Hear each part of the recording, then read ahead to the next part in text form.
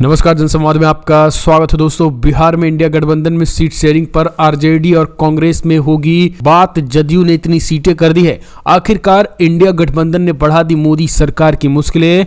BJP को लग रहा था बिहार से ही उठेगी इंडिया गठबंधन में फूट की चिंगारी। दूसरी खबर में आपको बताएंगे, राशन घोटाले में फिलहाल ईडी की कार्रवाई के बीच टीएमसी नेता को गिरफ्तार कर लिया गया है। कल अधिकारियों पर हुआ था हमला, बताएंगे आखिर कौन है।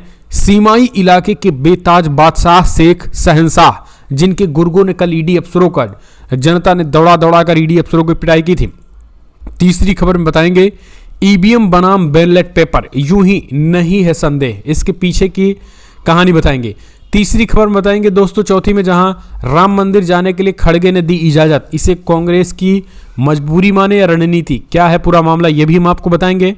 और सबसे बड़ी बात तो निकल के आई है दोस्तों, हिंदू समुदाय को लेकर हुए बवाल की, और बड़ी खबर निकल के आई है, जहां आपको बता दें हमास के लड़ाकों ने किया है ऐलान, वहीं ईरान ने दिया है तगड़ा झटका, ताबड़तोड़ गिरफ्तारियां कर दी है जिन्होंने अटैक करवाए थे, और कैसे अमेरिकी सेना का दुनिया भर में होने लगा विरोध। लेकिन उससे पहले छोटा सा अगर आपने चैनल को सब्सक्राइब नहीं किया, पल पल के अपडेट के लिए चैनल को सब्सक्राइब करना न भूले दोस्तों। दरअसल पहली बड़ी अपडेट निकल के आई है, बिहार में इंडिया गठबंधन में सीट शेयरिंग पर आरजेडी और कांग्रेस में होगी बात। जदयू ने इतने सीटों की रखी मांग। जदयू, आरजेडी और कांग्रेस में लगभग सीट बंटवारा हो गया है। मोदी सरकार इंडिया गठबंधन में फूट ही देखती रही दोस्तों। देश भर में अगर देखा जाए तो इस बार इंडिया गठबंधन अगर लगभग सभी राज्यों में एकजुट रहा तो मोदी सरकार को पानी नाक को चने चबा सकते हैं। एक रिपोर्ट निकल के आई है जिसमें कहा गया है कि फिलहाल बिहार से ही फूट की बयार बह सकती थी, लेकिन सीट शेयरिंग के साथ ये फूट की बयार लगभग रुक चुकी है। नीतीश कुमार, आरजेडी और कांग्रेस के बीच लगभग सीटों का बंटवारा फाइनल हो चुका है। 1-2 सीटों की बात है, लेकिन लगभग तय है। बिहार में इंडिया गठबंधन में सीट शेयरिंग को लेकर जदयू ने उम्मीद जताई है कि जल्द ही बिहार में इंडिया गठबंधन के बीच सीट का बंटवारा हो जाएगा। पार्टी ने संकेत दिया है कि बिहार में उनके पास लोकसभा की कुल 16 सीटें हैं और इसमें कम सीटें उसे स्वीकार नहीं होगी। जदयू के राष्ट्रीय महासचिव केसी त्यागी ने कहा है कि लोकसभा में हमारे 16 सांसद हैं, परंपरा है और आम सहमति भी बन रही है। सीटिंग सांसद वाली सीटें बीजेपी पार्टी के पास रहेंगे। उन्होंने उम्मीद जताई है कि सभी नेता बैठकर सीट शेयरिंग पर सबसे पहले आम सहमति बिहार में ही बनेगी, और यही कारण है कि बिहार के बाद ये आगे निकलेगी। और एक तरीके से देखा जाए ये मोदी सरकार के लिए झटका है, क्योंकि भारतीय जनता पार्टी इस आस में बैठी थी कि बिहार से ही इंडिया गठबंधन में बगावत की बू निकलेगी। अगली एक और अपडेट निकल के आई है दोस्तों। आखिरकार ईडी ने गिरफ्तार किया टीएमसी नेता को। अधिकारियों पर भीड़ ने किया था हमला। आपको बता दे बेताज बादशाह कौन है, शेख शहंशाह। दरअसल केंद्रीय जांच प्रवर्तन निदेशालय ईडी के अधिकारी पश्चिम बंगाल में राशन घोटाले की जांच कर रहे, लगातार छापेमारी हुई। इसी सिलसिले में ईडी की टीम शुक्रवार को उत्तर 24 परगना जिले के संदेशकली गांव पहुंची थी। ईडी अफसरों की बात करें तो ईडी अफसरों के साथ केंद्रीय सुरक्षा बल के जवान भी थे, लेकिन जब तक की टीम कोई कार्रवाई कर पाती, लगभग सैकड़ों लोगों की भीड़ ने उन्हें घेर लिया और उन पर हमला बोल दिया। इसमें कई लोग घायल हो गए। ईडी अफसरों और सुरक्षा बलों की गाड़ियों में भी तोड़फोड़ की गई।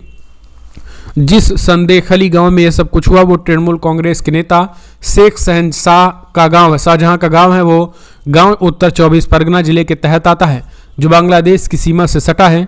शेख शहंशाह संदेखली इलाके के प्रभावशाली शख्स हैं। उन्हें स्थानीय नेता बेताज बादशाह कहते हैं और वो इस इलाके के जिला परिषद सदस्य हैं, और उन्हें कई नेताओं का नज़दीकी, बड़े नेताओं का नज़दीकी भी माना जाता है। और यही कारण है कि गरीबी में बचपन गुजारे हैं।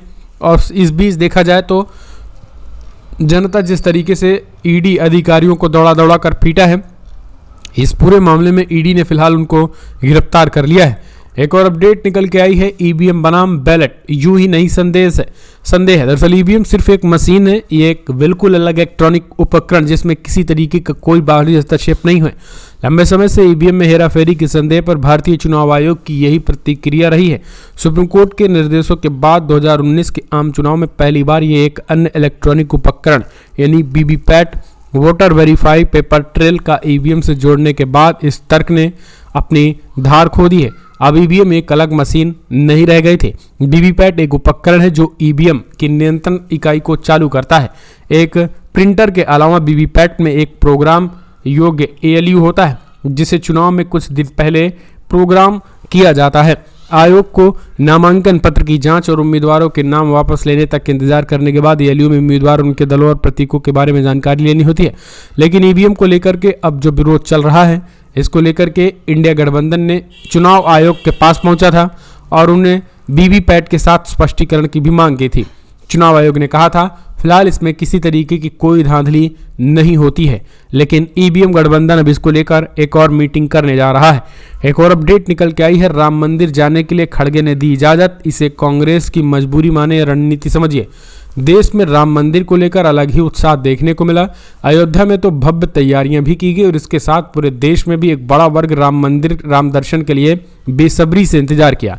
अब आम लोगों के लिए राम मंदिर सिर्फ भक्ति का विषय है, लेकिन राजनीति में इस भक्ति से भी बड़ी वो सियासत है जिसे लपकने के लिए बीजेपी ने तो पूरा प्लान बना ही रखा है। कांग्रेस भी अब पीछे रहने के मूड में नहीं है। लंबे समय से भी ऐसी खबरें चल रही, कांग्रेस एक बड़े धर्म संकट में है। धर्म संकट इसलिए क्योंकि उसे राम मंदिर के लिए प्राण प्रतिष्ठा कार्यक्रम में आने का न्योता मिला है।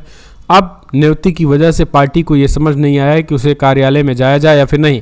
लेकिन खबर निकल के आई है कि कांग्रेस ने इस पूरे मामले में नया दांव चल दिया है। उनकी तरफ से सोनिया गांधी, अधीर रंजन खुद के जाने पर कुछ नहीं बोला है, लेकिन माना जा रहा है कि कांग्रेस पार्टी का एक बड़ा प्रतिनिधिमंडल राम मंदिर जाएगा, लेकिन भारतीय जनता पार्टी के शेड्यूल पीरियड में नहीं। उसके अलावा जो है वो जाने की तैयारी बना दिया है 2024 के लोकसभा चुनाव से पहले। अगली एक और अपडेट निकल के आई है, ईरान का बड़ा ऑपरेशन। खुफिया मंत्रालय का 9 लोग गिरफ्तार, ईरान के को दहलाने की थी तैयारी, बड़ी मात्रा में हथियार भी बरामद। दरअसल किरमान के आतंकी घटना में ईरान के गुप्तचर मंत्रालय ने अहम ऐलान करते हुए कहा है कि आतंकियों में से एक की पहचान हो गई है, जबकि इस घटना में लिप्त 9 लोगों को गिरफ्तार कर लिया गया है। ईरान के गुप्तचर मंत्रालय ने ईरान किरमान के गुलेजार सोबदा कब्रिस्तान के रास्ते में हुए हमले में लिप्त 9 लोगों को गिरफ्तार कर लिया है, जबकि एक हमलावर की पहचान भी हो गई है। इस हमले की जिम्मेदारी आतंकी गुट दाइश ने स्वीकार की है। ईरान के गुप्तचर मंत्रालय के जनसंपर्क विभाग ने शुक्रवार की शाम किरमान में होने वाले हमलों के बारे में एक प्रेस विज्ञप्ति में इस हमले की निंदा करते हुए ईरानी नागरिक की बड़ी संख्या की शहादत पर शोक और संवेदना व्यक्त की। और इसी बीच आपको बता दें, उन्होंने कहा कि 9 लोगों को गिरफ्तार कर लिया गया है। अब इन लोगों की जांच की जा रही है और इनके पीछे के आका कौन है, इनकी तलाश की जा रही है। एक और अपडेट, फ्रांस ने इजराइल को दिया तगड़ा झटका। कहा गाजा फिलिस्तीन की भूमि और इसका भविष्य इजराइल कतई तय नहीं कर सकता है। दरअसल आपको बता दें, दो दिन पहले इजराइल ने एक प्रस्ताव पास किया था जिसमें कहा गया था कि गाजा पट्टी पर ना फिलिस्तीनी सरकार और ना ही हमास राज करेगा, ना ही इजराइल राज करेगा, बल्कि फिलिस्तीन की आम आवाम की एक कमेटी बनाई जाएगी और वो गाजा पट्टी पर अपना शासन चलाएंगे। ये सीधे तौर पर वही हुआ कि मानो अब इजराइल ही वहां पर राज कर रहा हो। लेकिन इस पूरे मामले में यह भी कहा गया था कि इजराइल जो इस चीज को वॉच करेगा। लेकिन अब यहाँ पर इजराइल के इस प्रस्ताव को फ्रांस ने भी स्वीकार कर दिया है। फ्रांस के विदेश मंत्रालय ने कहा है कि हमें अंतर्राष्ट्रीय कानून के सिद्धांत पर लौटने और इसका सम्मान करने की जरूरत है।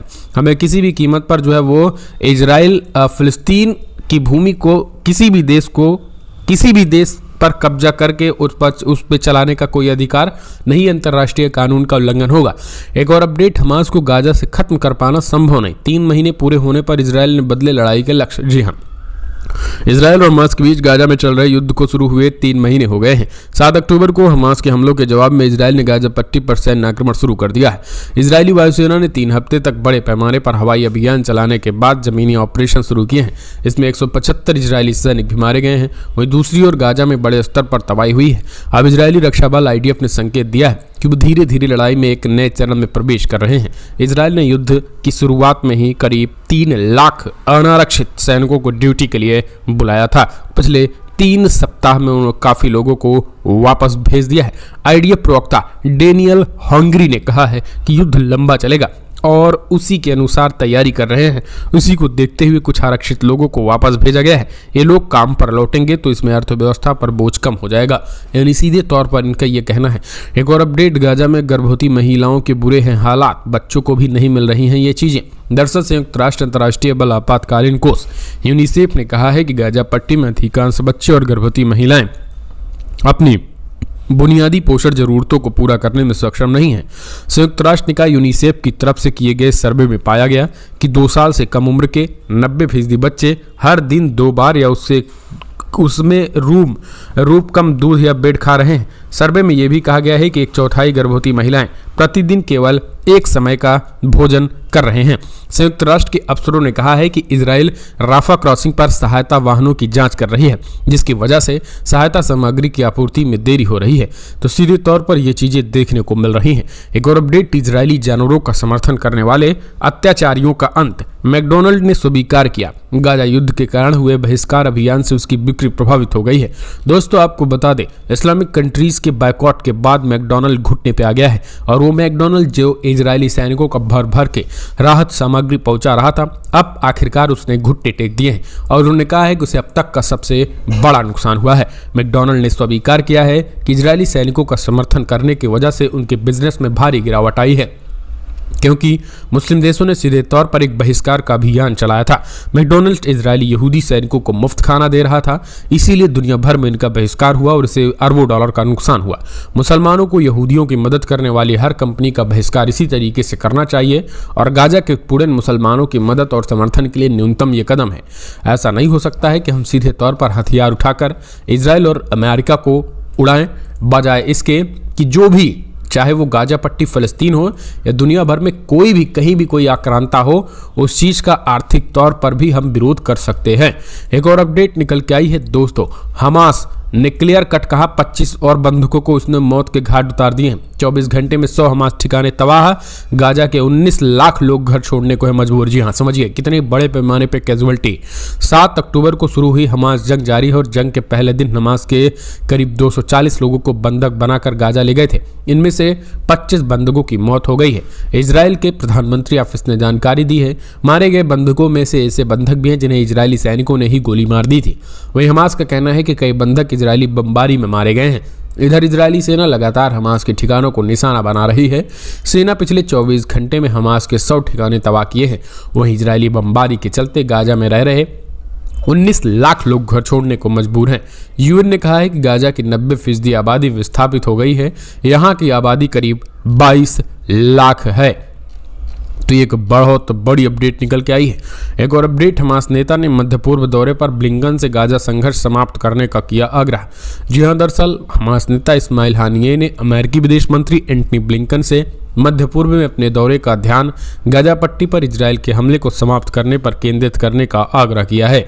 सिंहवा समाचार एजेंसी की रिपोर्ट के अनुसार शुक्रवार को एक बयान में हानिये ने कहा है कि उन्हें उम्मीद है कि ब्लिंकन पिछले 3 महीनों में सबक सीखेंगे और इजराइल के कब्जे का समर्थन करने में वाशिंगटन की गलतियों को पहचानेंगे।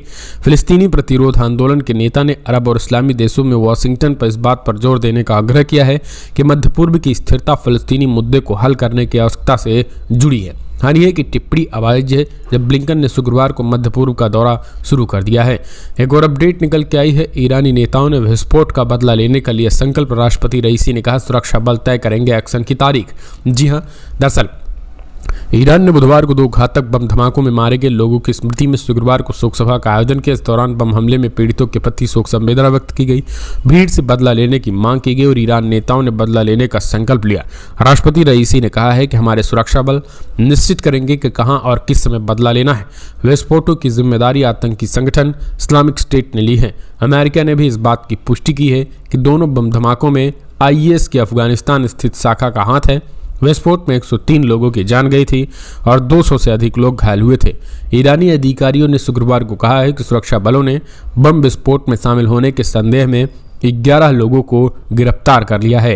कैरमन शहर में आयोजित शोक सभा के दौरान भीड़ बदला लो के नारे लगा रही थी। तो सीधे तौर पर देखा जाए तो ईरान ने यहाँ पर बदला लेने का ऐलान कर दिया है और अपनी जनता को आश्वस्त दिया है कि इस घटना में शामिल किसी भी व्यक्ति को बख्शा नहीं जाएगा और उन्हें मौत के घाट उतारा जाएगा। पूरे देश भर में जो है वो एक तरीके से देखा जाए तो सघन तलाशी अभियान चल रही है, जिसमें 9 ऐसे लोगों को गिरफ्तार किया गया है जो इस युद्ध में सीधे तौर पर शामिल हैं। तो आप कमेंट्स माध्यम से अपने सुझाव देना ना भूलें। इस वीडियो में इतना ही। पल पल के अपडेट के लिए चैनल को सब्सक्राइब करें। जय हिंद, जय भारत।